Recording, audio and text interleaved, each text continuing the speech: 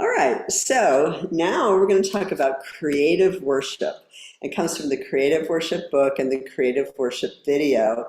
And it used to be when I was in my late 20s, early 30s, I guess, and when I would go out to live teach-in-person conferences, I would often stay over on Sunday for their worship service and dance with the team or lead the team in worship and, that kind of thing. Worship moves. And, well, that's another story. But anyway, so as I would visit all these different churches all over the country and abroad, I would see how the teams dance, to praise and worship time, during praise and worship time. And, I thought, Lord, there's got to be some more creative things that the teams can do as they dance before you during praise and worship time. And so he showed me different creative things and problem solving that you could do during praise and worship, as a team or even as a solo, as an individual. So hence came the concepts in the Creative Worship book. And I'll just briefly kind of verbally go through it. Now, at the conferences, we usually break up into groups and they practice these kinds of concepts, but, it's easier to just explain it online. So like mirrors and echoes. So if you're going to mirror somebody, you want to practice, maybe standing in front of each other and mirroring, one person be a leader, the other person be the follower, and just, follow what that person is doing, to kind of practice mirroring exactly, as if you were looking in a mirror. Obviously, you wouldn't cross your mirror, right? But that's just kind of a practice. So you can practice it one in front of the other and, just mirroring each other like that. And so with mirroring, you could do it at different levels. You might have somebody on the floor, either sitting or kneeling partway up, or sitting on their feet, and you might have somebody else kind of kneeling up so they're a little bit higher. And then you might have somebody like lunging, and then maybe somebody standing in the back, standing straight up. So you see this variety of levels as they're following the person in the front.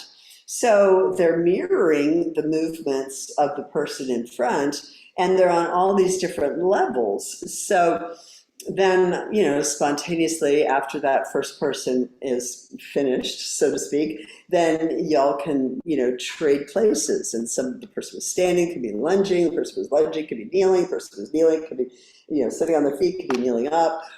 So you could take a whole, excuse me, a whole song or two to trade around places, and that it gives just a more creative way to do movement during praise and worship, and just offering different levels. You can also do something like that in your choreography, in your dances. In fact, you really want a lot of variety and levels and changes in stage space and all kinds of things in your choreography.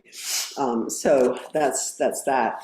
Now, echoing is a little trickier, but that is, they got cat dander or something.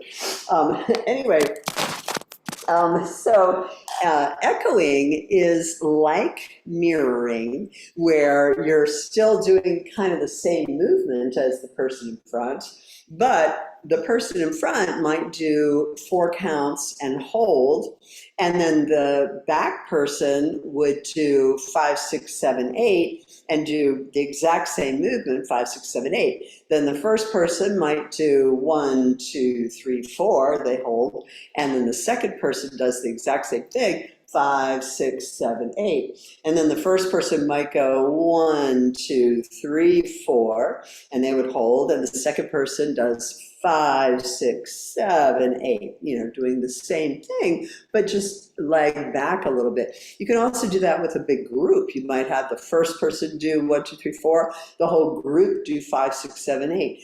You might do high and low.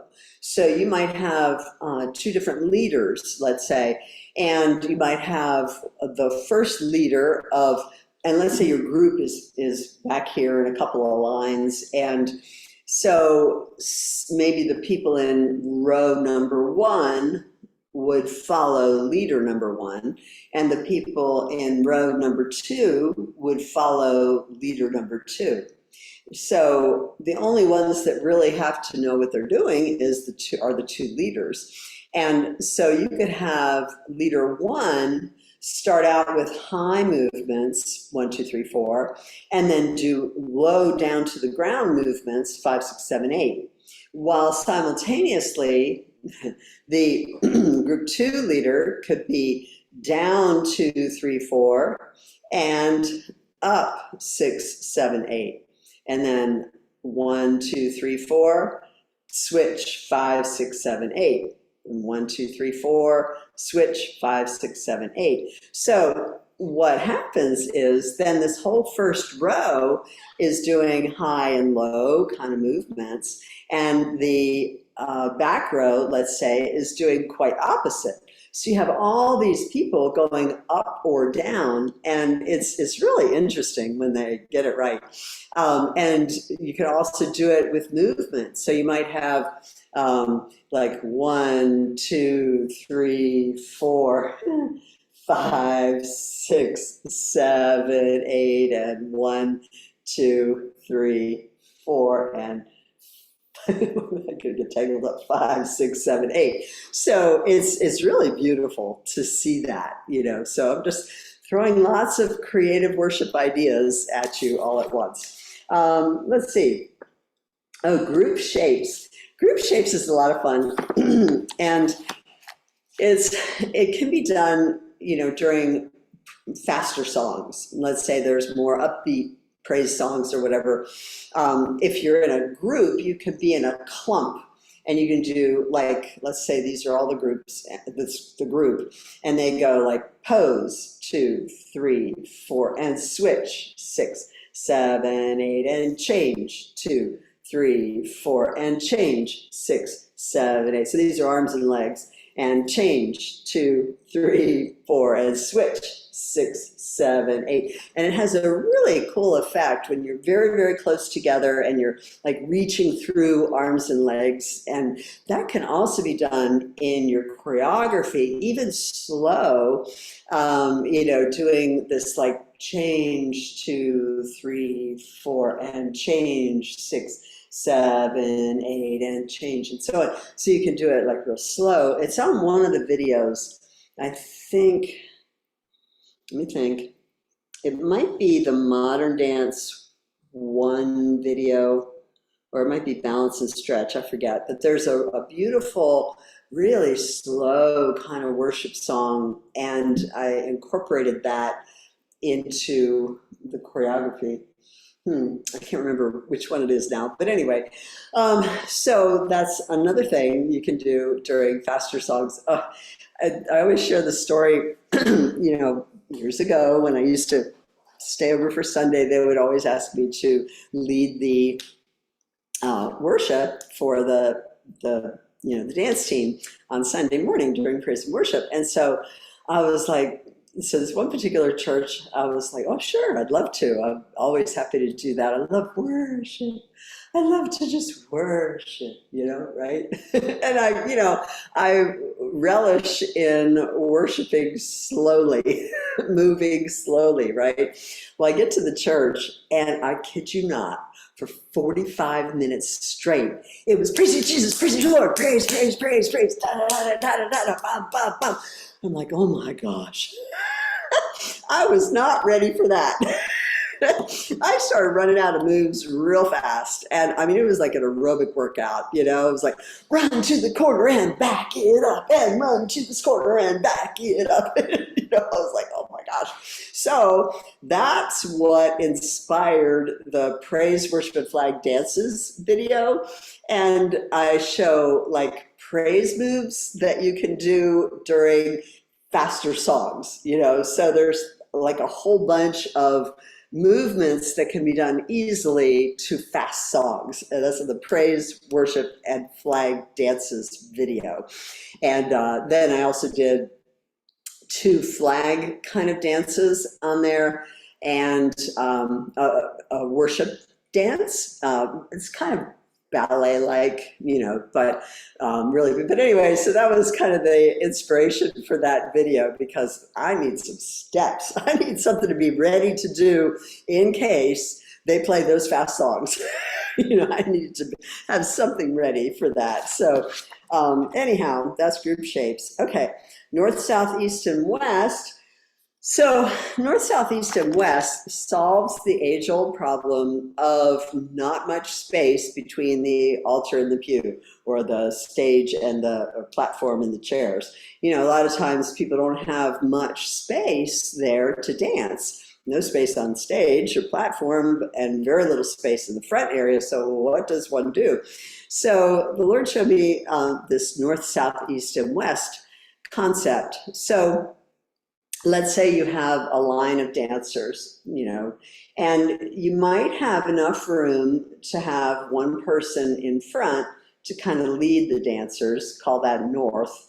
And you might have one person in the back who's south, right? And there's this east and west, depending on which way you're facing. So you might start out with, so certainly you can fit everybody here. But, well, wait, before we get into that, what happens, let's say one person is leading here and you're all in a straight line. And let's say the person leading does, here, it's easy to follow, you can mirror, it's pretty easy. And then this person kind of turns this way, and the people back here are following along just fine. Oh, this is a piece of cake. But what about the people on that end that are trying to follow? They're kind of looking back like this and craning their necks and leaning back and trying to follow. And it's just awkward, right? So why not just have them turn? So when the leader in the front is ready, they would kind of eyeball to signal the east person over there. And then when he turns, you turn, you go that way. Okay, it's that person's turn to lead. And so now east is leading, and everybody is turned sideways watching east. And the east person is leading, and then that person can look south, and then everybody has their back to the congregation and looking at the south person following, and west. So there's a lot of variety in that. In fact, in choreography, doing movement, don't do the whole dance face in the back, but if you're turned to the back, it's the second strongest of the body positioning. Face full front is the strongest communication of, language, what's it called? The strength of body positioning. And so full front is the strongest, full back is actually second strongest. Obviously you would want to do a whole dance back there, but it's nice to turn back in your choreography. It just adds a lot of interest and variety. And then the sideways and diagonals are, diminish in strength ever so slightly as you go around. But anyhow, where was I? North, south, east, and west. So that's kind of that concept, and, kind of where that goes. There's a couple more. Let me just do background, foreground, for example. Yeah, background, foreground is nice. A lot of times in music, you'll hear the bass guitar, maybe the drum, something that kind of carries the beat. And you might then in music hear like a violin, or maybe the vocalist, or a guitarist, or even the piano, so you hear these different emphases, some is more background and some in the music is a little more foreground, right? If it's more prominent, maybe you hear it, it's more distinct, let's say. So you can also do that with your dancing in your group. You could have a group in the background, like we're still in creative worship, so we're talking about during praise and worship, let's say, or in your choreography, either way. But you can have the background people doing something maybe very simple and not that obvious, perhaps. Whereas you may have a foreground person who actually may take the inspiration from, say, that violin that's playing, or they might take their inspiration from, the guitar, or the piano, or whatever it is kind of in the foreground, if you will. And they might do quicker movements or more spontaneous, faster movements, if you will.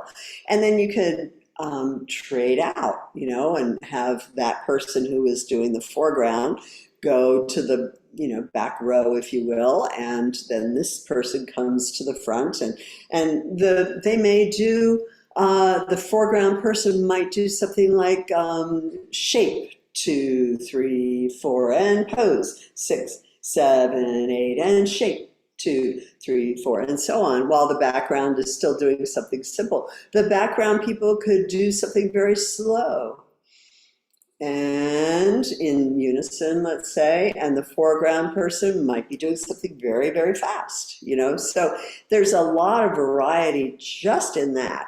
And it just adds a lot of interest, not only to your praise and worship dancing, but also to your choreography, should you choose, to do something like that. So I just kind of wanted to go over, and there's more. There are more things, and like in the live in-person conferences, we go through most of these and practice it and do some things. So, but that's the gist of it. But in the creative worship book, if you don't already have it, I encourage you to get it. It does have some pictures in it too, somewhere in there. Yeah, so there's some photographs. Anyhow, that's that. And also the creative worship video shows visually these concepts. And so it's really helpful for that. All right. Let me stop the recording and then start it again for the divine choreography tips and techniques. So I'm just going to stop recording.